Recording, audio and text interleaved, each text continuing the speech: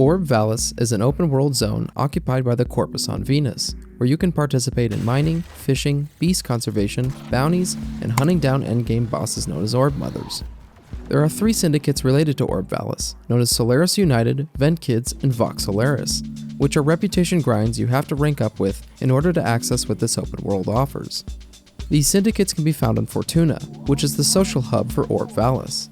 The reason for ranking up with these syndicates and doing this open world zone is to get access to cosmetics, mods, weapons, frames, amp parts, arcanes, modular companions, and kitguns, which are modular primary and secondary weapons with interchangeable parts that you can customize with specific stats to fit your needs. You can even give them a custom name. Before you start an open world zone like Orb Vallis, it is important to note that this should be considered endgame content. You should have a wide variety of upgraded mods, including Archgun mods, defensive and offensive frames with decent builds, obtain at least Mastery Rank 5 or higher, and be done with the quests, most notably the Second Dream and the War Within questlines. All open worlds in Warframe have similar activities, with bounties, ranking up syndicates, mining, fishing, and beast conservation being present throughout each one. Orb Vallis has all of these, but the syndicates and resources from these activities are unique to this open world. In this guide, I will not be going into detail about mining and fishing, as I covered this in my guide for Earth's open world zone, the Plains of Eidolon. I encourage you to check out that guide if you want more details on how open worlds operate in Warframe, as it is essentially the same process for every open world. I will, however, give some tips for fishing and mining, and the activities that are unique to Orb Vallis, and I will be covering beast conservation in this guide, which can be used on any open world zone. When you first enter Fortuna, you will be greeted by a cutscene introducing you to the social hub. Your first stop should be to Utico, which is located by the front entrance to Orb Vallis, or you can go to the main menu and fast travel directly to any NPC. Utico will give you the Vox Solaris questline, which is a fairly straightforward quest introducing you to the types of bounties you will encounter in the open world, a K drive which is a hoverboard you will be able to use in any open world zone, the Orb Mothers that can be found around Orb Vallis, and when finished with the quest, will give you the main blueprint for the frame Garuda, and unlock the syndicates Vox Solaris, Ventkids, and the first syndicate you will start to rank up with, Solaris United. Similar to the syndicate Ostron found on Cetus, Solaris United requires a certain amount of standing points in order to rank up, maxing out at rank 5. Many of the vendors in Fortuna will require Solaris standing points to purchase their wares, and more of their merchandise will become available to you the higher your rank is with this syndicate. Unlike Ostron on Cetus, Solaris does not require certain mining and fishing resources to rank up with this syndicate. Instead, Utico will require debt bonds in addition to standing points to reach the next rank. Debt bonds can be acquired in a variety of ways, with the first accessible way being through bounties. There are 5 tiers of bounties, with each tier offering a chance at obtaining a debt bond specific to that tier. Each rank with Solaris United will require a mix of bonds, with the lower ranks requiring bonds from the lower tier bounties, and the higher ranks requiring the bonds from the higher tier bounties. In addition to bounties offering standing points and debt bonds, you can also use resources gathered from Orb Vallis to trade with a merchant called the Ticker. The Ticker is a merchant unique to Fortuna that will offer debt bonds in exchange for credits and a variety of resources. The Ticker will refresh their offers every few hours, changing their resources needed to buy their debt bonds. The resources needed to buy these bonds can be resources found from the star chart, resources that can be found in Orb Vallis itself, and mining and fishing resources unique to this open world. However, it is not recommended to use your fishing spears acquired from the Plains of Eidolon on the fish found in Orb Vallis, as it reduces its resources given when dismantling them. To properly fish on Orb Vallis, you must buy a shock spear from the business, which will be initially available to you for 500 standing points. You can also dismantle your fish with this NPC, that when provided will give you their unique resources. Fishing is the same process on any open world, with Orb Vallis shock spears having a unique mini-game appear when you catch a fish. If you successfully hit your fire button inside the red marker, you will send a shock pulse that will stun nearby fish. Like with the fish on the Plains of Eidolon, each fish on Orb Vallis is home to different biomes, require different baits for them to spawn, or only appear in hotspots which can be identified by a tealish hue, have unique resources when dismantled, and can be found in different weather cycles. Instead of a day and night cycle, Orb Vallis has a warm and cold weather cycle that determines when certain types of fish and wildlife are active in their respective biomes. Cold weather lasts for 20 minutes, and warm weather only lasts for 6 minutes and 40 seconds. You can view what cycle you are in by opening your map or before entering Orb Vallis on your star chart. Mining is the same on every open world, with Fortuna's mining vendor Smokefinger initially selling to you the best mining equipment you can get in the game, the Sunpoint Plasma Drill for 2,500 standing points. This vendor will also sell upgrades for your drill and mining blueprints you can use to refine the minerals you drill for in the open world. Orb Vallis also has its own unique resources that can be found throughout the map, with Gorkaricus and Mitocardia spores being found around mushrooms, Tepa nodules found growing in caves, and thermal sludge being found in containers near Corpus encampments. Just bring a limbo modded for range with vacuum and loot radar on your companion, set yourself to solo, queue the highest bounty, which affects how many resources drop from these containers, ignore the objectives, and look for these resources. These resources, refined mining minerals, and unique resources from dismantled fish, in addition to credits, will net you a decent amount of debt bonds when trading with the ticker. This can be a much more effective way to obtain the required bonds for the Solaris United Syndicate than repeating bounties for a chance to get bonds. If you have an excess amount of bonds, you can also trade them in for Solaris standing points. However, keep in mind that you will need bonds in addition to standing points to reach the next rank. And these bonds, resources from the open world, dismantled fishing resources, and mining minerals will be used in a variety of ways, including items built in your foundry and the modular Kitguns and MOAs. It is usually a safer bet to gain standing points through doing bounties. At first, make it a priority to acquire and keep these amount of debt bonds so that you can have them ready for when you reach the next rank with Solaris United. You should also make it a priority to get each mining blueprint when you reach the available rank, and buy fishing bait when needed if you are after specific fish resources. It is important to note that most players struggle with acquiring medical debt bonds when trying to reach ranks 3, 4, and 5 with Solaris United. The best advice I can give you is to check the ticker's offers every few hours to see if any medical debt bonds are available for purchase. Medical debt bonds are rarely offered by the ticker, and when they are available, are sold in small quantities. For a more consistent, although slower way to obtain debt bonds, it might be worth it to repeat bounties for a common chance to obtain them. When you finally reach max rank with Solaris United, you will now be able to adequately start ranking up with Fortuna's next syndicate, Vox Solaris. Vox Solaris can be found in a back room behind Utico. In this room, Utico will now offer additional bounties known as heists to take down the Orb Mothers, the Profit Taker, and the Exploiter Orb, given that you are rank 5 with Solaris United. Behind him is the NPC Little Duck, who will introduce you to the Vox Solaris Syndicate. In order to interact with this NPC, you have to be in your operator mode, have completed the War Within questline, and have spoken to Anko at least once from the Quills Syndicate on Cetus. Once those requirements are met, you will now be able to view the Syndicate, with rank 5 being the highest rank you can achieve. You can also browse the Syndicate's wares, which include blueprints and components for the frames Hildren and Baruch, cosmetic items, arcanes for your operator and amps, and amp parts, with the most notable parts being the 777, arguably making one of the best amps you can get in the game. To start earning standing points with Vox Solaris, the only way to do so is by trading in various types of toroids, with the Sola, Vega, and Calda being lower tiered toroids, and the higher toroids with the Lazulite being a guaranteed drop from the Exploiter Orb heist, and the Crisma being a guaranteed drop from Phase 4 of the Profit Taker heist.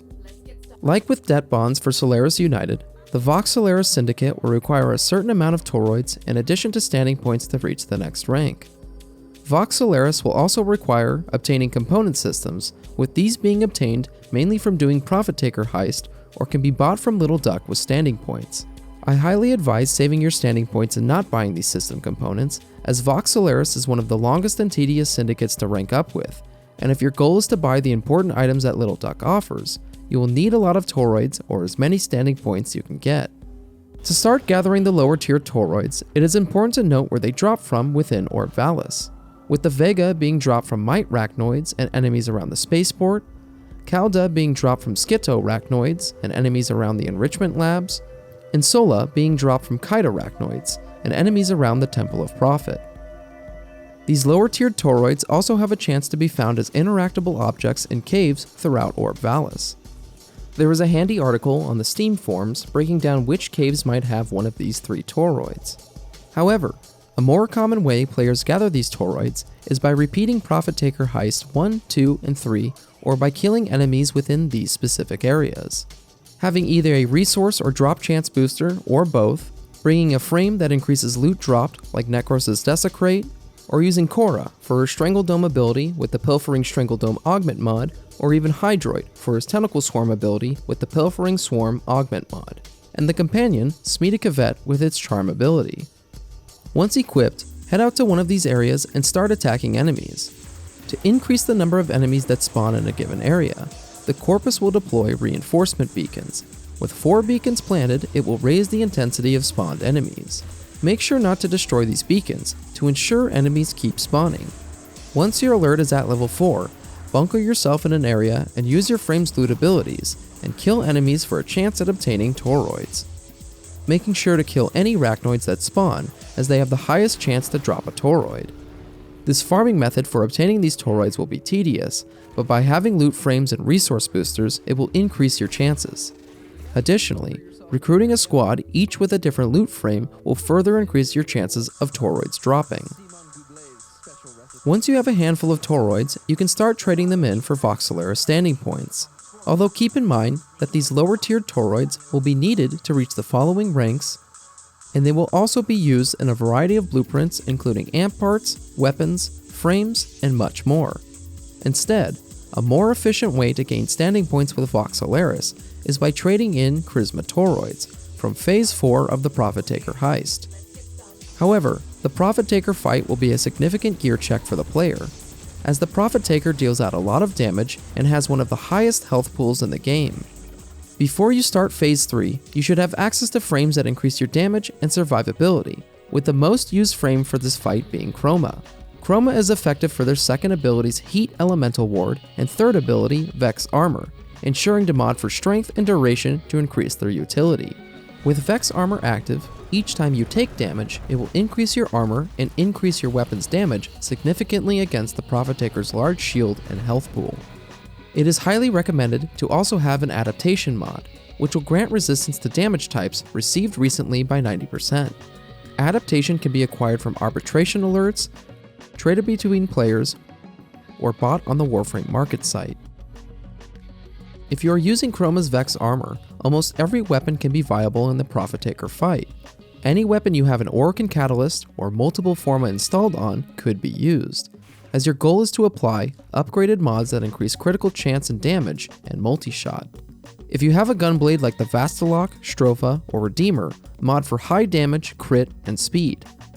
In addition, each weapon should have a minimum of 3 different elements, with one combination element like Blast, Corrosive, Gas, Magnetic, Radiation, or Viral, and one basic element like Heat, Cold, Electricity, or Toxin on each weapon. The reason being is that the Profit Taker will be shielded, making it invulnerable to all damage except the one type that is displayed by a green symbol. Having 3 weapons with different elements on each will ensure you cover a wide variety of elemental types to efficiently take down its shields. If you don't have a gunblade, close range melee will be difficult against the Profit Taker, so you should focus on modding your primary and secondary. You also need an Archgun Deployer for when the Profit Taker's shields are down, making its legs and body vulnerable to your Archgun's attack. Before you can deploy your Archgun in any mission, make sure you do the first 3 phases of the Profit Taker heists. Phase 3 will introduce you to the Profit Taker's shield mechanics, and when finished and back at Fortuna, you will receive a message from Ordis in your inbox, granting you a gear item, the Archgun Deployer. This gear item allows you to equip your Archgun in any mission if your Archgun has an Orokin Catalyst and a Gravimag installed. When finishing Phase 3, you will also be given a one-time reward, the Gravimag, which when applied to your Archgun will allow you to wield it in ground combat. Although certain Archguns are more effective against the Profit Taker than others, with the 2 most notably being the Imperator Vandal and the Corvus. The Imperator Vandal components and blueprint can be acquired from a reoccurring event called the Fomorian Sabotage that will appear in the Alert tab. You will get a message in your inbox when this event becomes available. The Corvus components can be acquired with standing points when rank 2 with the Syndicates Arbiter of Hexus, Cephalon Suda, and Steel Meridian. Alternatively, you can trade with Platinum for the Imperator Vandal and the Corvus on the Warframe.market site from other players. If you already installed your Gravimag on a different art gun, don't worry though, as Chroma's Vex armor will make all your weapons effective against the Profit Taker. If you want to install a Gravimag on a different art gun, you can buy additional blueprints if your clan has it fully researched for 35,000 credits from your dojo. This can be found in the Tenno Research Lab. To build a Gravimag, it will require component systems which can be obtained from the first 3 Profit Taker heists. With your arc gun ready to be deployed, it will need to be modded for high damage, crit, and the elemental status radiation, as when the Profit Taker is vulnerable, it is weak to this element. It is also recommended to apply mods that increase your maximum ammo, as your arc gun has a cooldown period when unequipped based on how much ammo you have left. If you run out of ammo, the maximum cooldown time until you can redeploy your arc gun will be 5 minutes. Additionally, bringing energy restore and ammo restore packs will be valuable for this fight. When you start phase 4 of the Profit Taker heist, it will randomly appear in one of 3 locations. When you reach the objective, you will notice Corpus enemies will start spawning around the Profit Taker. Make sure you use your 3rd ability so that you can start stacking damage when you take damage with Vex armor. Ignore the Corpus and head to the front of the Profit Taker and check what element she is currently weak to. If the element she is currently weak to is not any of the elements on your weapon, you can go into your operator mode and either dash or shoot at the Profit Taker, as void damage cycles the next element.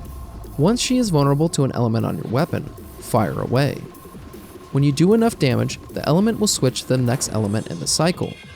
Repeat this process until the shields are down and she becomes vulnerable.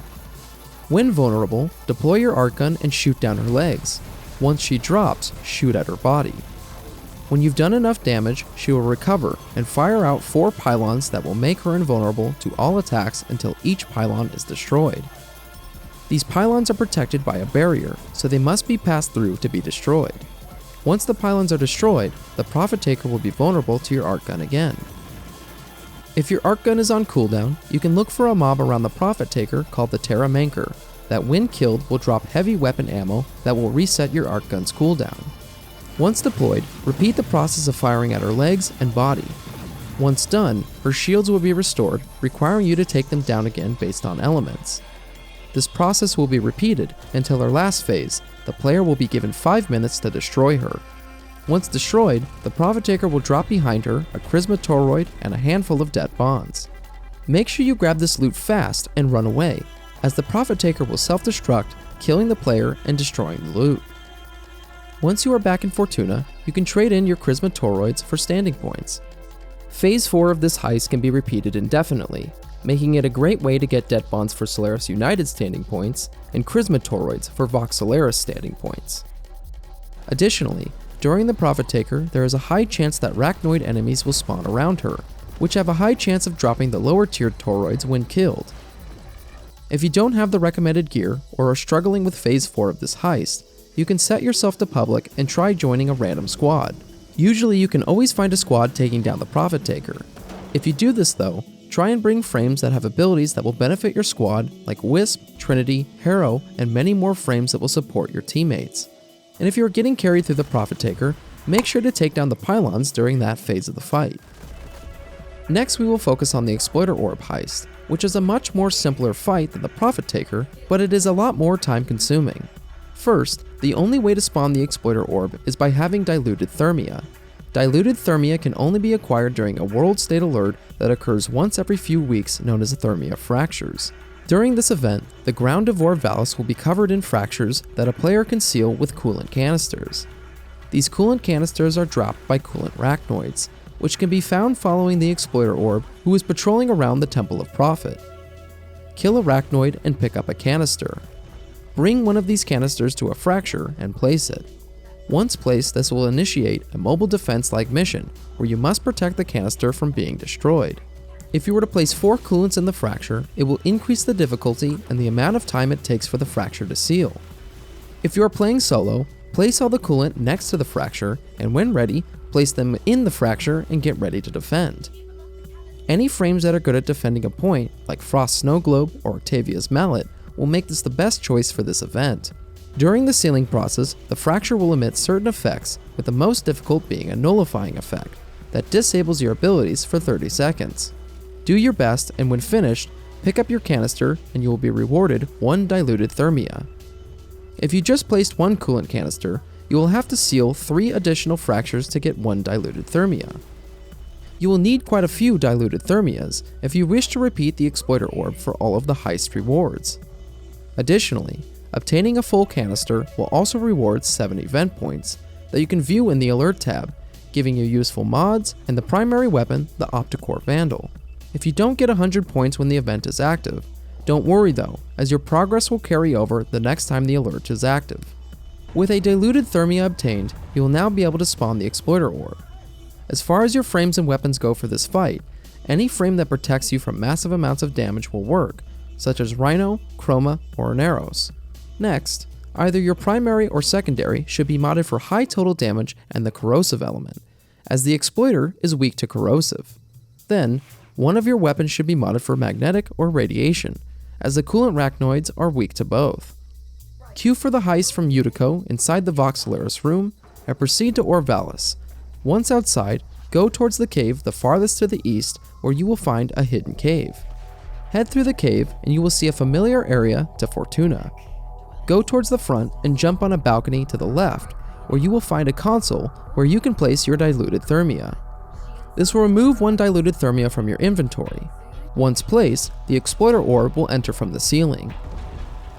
The Exploiter will stay in this position and attack you until you shoot the rock supporting her back legs. She will fall down and you will see 4 vents around her body that look like so. Shoot and destroy one of these vents with your corrosive weapon and she will cover herself in ice, making her other vents invulnerable to your attacks. She will move to the other side of the room and start spawning Mite Rachnoids. Note, if you are after Vega Toroids, this can be a decent farming spot by hiding away from the Exploiter and killing Rachnoids, as they will keep spawning during this phase of the fight. When you are ready to proceed, Thermia canisters will dispense on the left and right side of the room. These canisters can be picked up and thrown at her frozen vents to make them exposed. To fully melt the ice, you have to directly hit the vent with the thrown canister.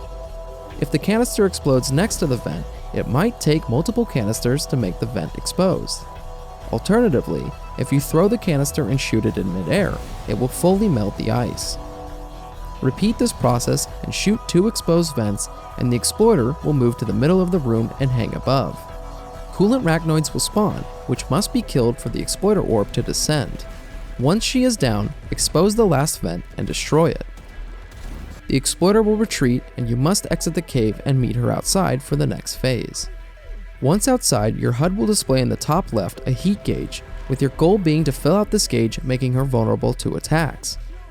The Exploiter will gradually heat up over time, but the coolant Rachnoids will rush in from all directions attempting to cool her down. If you kill these Rachnoids before they reach the Exploiter Orb, they will drop coolant canisters. In a short while, Thermia fractures will spawn in the area, which you can place these canisters in that will turn them into Thermia canisters that you can then throw at the Exploiter Orb. Each time you throw one of these canisters at her, it will increase the rate at which she overheats. If you shoot a canister in midair when it is close to her, it will double the rate at which she overheats. In short, your goal is to kill Rachnoids before they reach the Exploiter, charge canisters from fractures on the ground, and throw the canister at the Exploiter to speed up her heat gauge. Once her heat gauge is full, she will become disabled, and when you approach her, it will trigger a cutscene where you will expose a weak spot that you can then shoot with your corrosive weapon. This process will need to be repeated 2 more times to fully defeat her. Once defeated, she will drop a Lazulite Toroid, a component part for the frame Hildren, and a decent amount of mining, fishing, and Orb Vallis resources. Make sure you grab this loot quickly and run away, as the Exploiter Orb will self-destruct. The Exploiter Orb is a less efficient way of getting Toroids for standing than the Profit Taker's Crisma Toroids, since once geared, you can reliably finish the Profit Taker fight in under 5 minutes, versus the Exploiter's 15 to 20 minute fight and being locked behind obtaining Diluted Thermia. However, The Explorer Orb is the only way to obtain the components for the Frame Hildren, and the Frame's components will require, in total, 6 Lazulite Toroids to build him, making these Toroids not ideal for trading in for standing points unless you have extras to spare. This should cover everything on how to rank up with Fortuna's main syndicates, Solaris United and Vox Solaris. However, Orb Vallis has a variety of items and activities to participate in, so here are some tips. The Ventkids is another syndicate found in Fortuna, with their clubhouse being found in the upper left balcony where you can fast travel directly to Rocky. The main reason for ranking up with the Ventkids is to get access to the Frame Ureli, the Compressor weapon, cosmetics for your operator, and to build customizable K drives that contribute to your personal mastery rank. The Ventkids will offer a quest called the Wave Rider, which when finished will give you the blueprint for the Frame Ureli. The components for Ureli can be bought from your clan's dojo, if your clan has it fully researched from the Ventkids Bash Lab. To gain standing points and rank up with the Ventkids, equip the K drive to your gear wheel, which is given to you for free when you finish the Vox Solaris questline. Head out to Orb Vallis and hop on your K drive. When you open your map, you will notice a K drive icon that indicates a race is available. There are currently 22 races available on Orb Vallis, with only 5 being available on a given day. Each day when Day the Reset occurs, the races on the open world will cycle to 5 different races. Doing these races requires you to pass through rings, and when finished, will reward standing points with the Ventkids. Additionally, doing tricks during these races will further grant you standing points. These races can also be repeated indefinitely. Once your standing points are maxed out, you can head back to the Ventkids and trade in your standing points to reach the next rank. These standing points are also used to buy Rocky's wares, including K-Drive parts. K-Drives can be built and customized using parts that consist of a board, a reactor, a nose, and jets. These parts do not offer any unique stats to your K-Drive and can be combined purely for cosmetic reasons. Once these parts are made in your foundry, Rocky will build your K-Drive for 5,000 credits. Keep in mind that only the board contributes to your personal mastery rank, maxing out at rank 30. Your newly built K-Drive can be equipped in your arsenal in the Vehicle tab. To level up these K-Drives, simply do tricks and participate in races found on Orb Vallis. Additionally, having an affinity booster will increase the rate at which these K-Drive boards will rank up. You can also purchase beast conservation equipment that can be bought from the business. The only items required for conservation are a trank rifle and the reusable echo lures.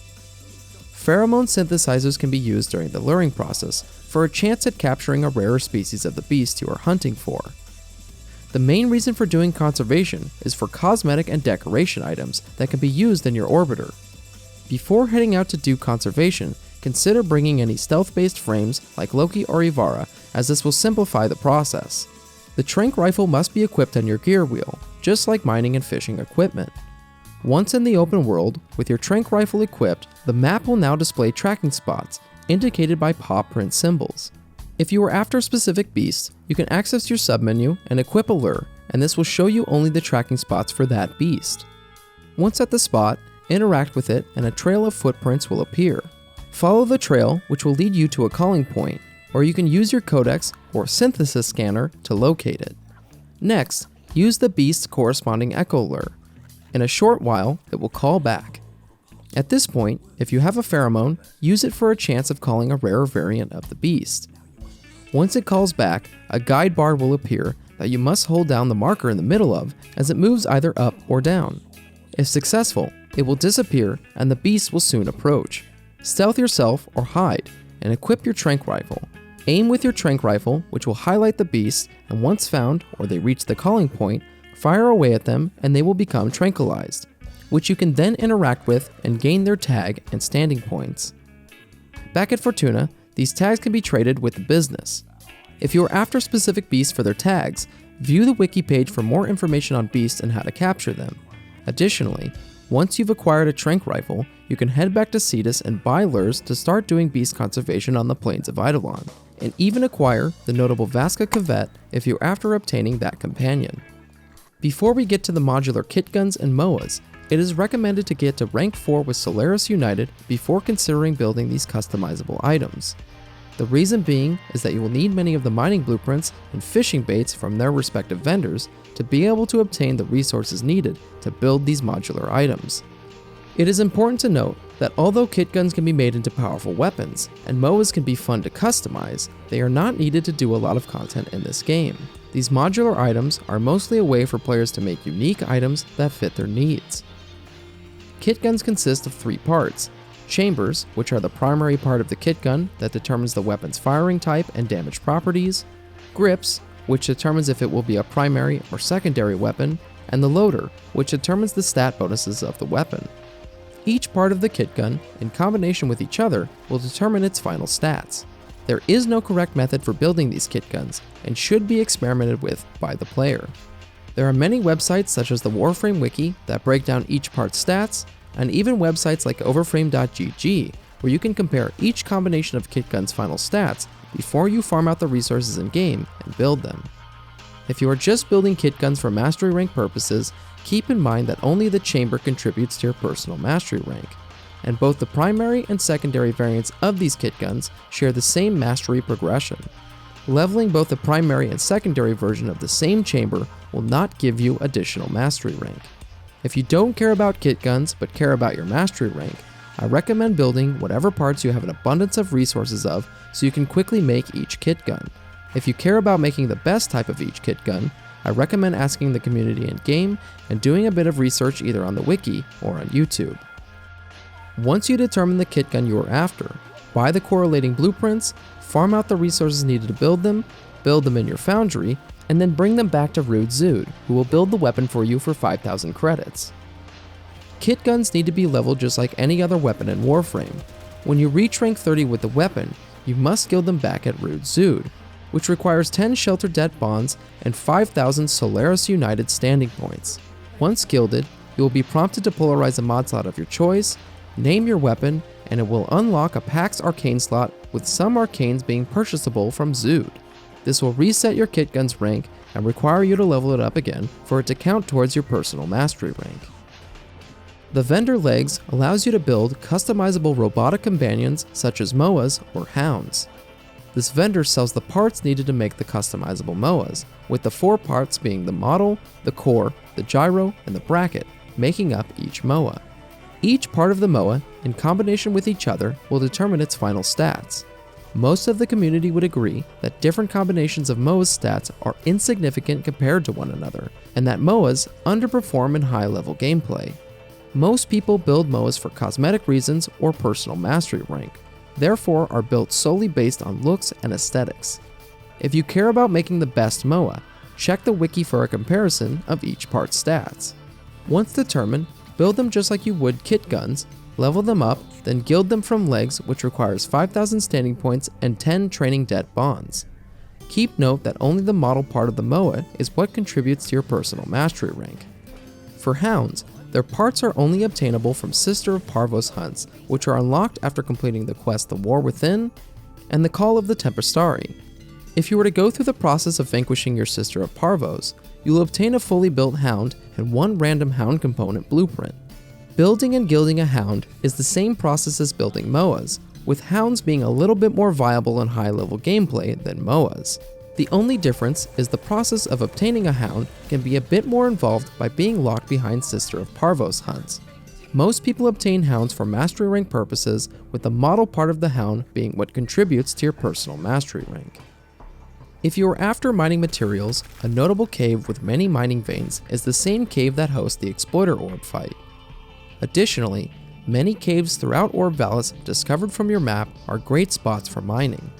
If you are after fish that can only be found in caves and require a hotspot for them to spawn, the most notable cave can be found below the Oregon dig site. It is not guaranteed that this cave will always have a hotspot, which you may have to exit the open world and come back to check again. Additionally, checking this cave during the different weather cycles might spawn more frequent hotspots. Make sure you check the description for links to the wiki pages for more information on how to catch different types of fish. Many of the resources, mods, weapon parts, and much more can be bought or traded between players with platinum. If you have extra platinum to spend and don't want to grind out the many items that come from this open world, you can search for the items you need on the Warframe market site. And finally, if you enjoyed this video or it helped you in any way, please like, share, and comment.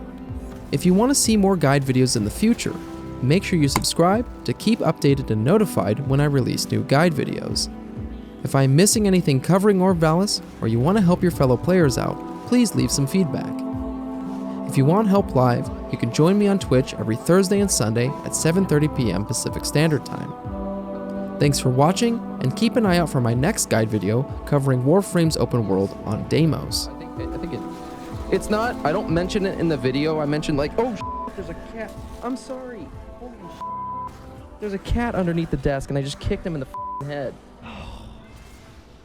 It sucks because when you do that to an animal, they don't know that you're like sorry. They just think that you just kicked them just to kick them, and I'm sorry.